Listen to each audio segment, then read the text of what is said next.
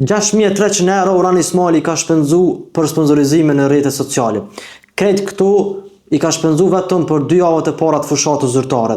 Është kampion i padiskutueshëm në shpenzime. I KD-ja ka bërë një grafik ku tregon se kush janë politikanët që kanë shpenzu më shumë deri më tani në fushatën zyrtare. I dyti në këtë listë renditet Alban Hyseni VV-s që i ka shpenzu mbi 2.200 euro.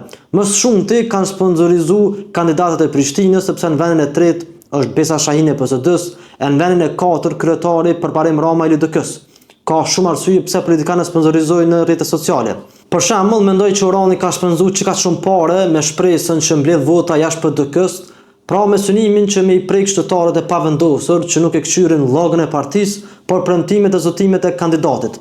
Nuk e di nëse ka ndonjë statistikë zyrtare për këtë, ama besoj se ekziston si elektorat.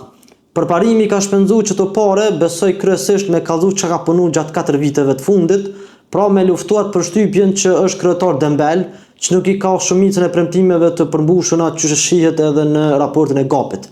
12 tetori ka me kallëzu nëse Rama ka një sukses shumë me këto sponsorizime. Petrit Hajdari, kandidati i PDK-s, besoj ka bërë sponsorizime për me shfaq veten, me tregu kush është, me kallëzu që edhe ai ekziston, edhe çka don me bë.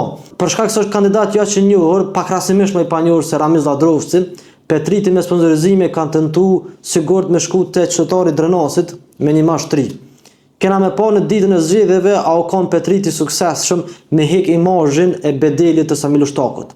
Edhe në këto shpenzime fatkeqësisht vërehet dallimi gjinor, pasi vetëm 10% e sponsorizimeve totale në rrjetet sociale janë kon nga gratë. Në këtë 10% me siguri dominojnë Besa Shahini dhe Natyra Kuqe PSD-s, që kanë bërë një fushat tepër të mirë, shumë prezente, kreative e gjallë.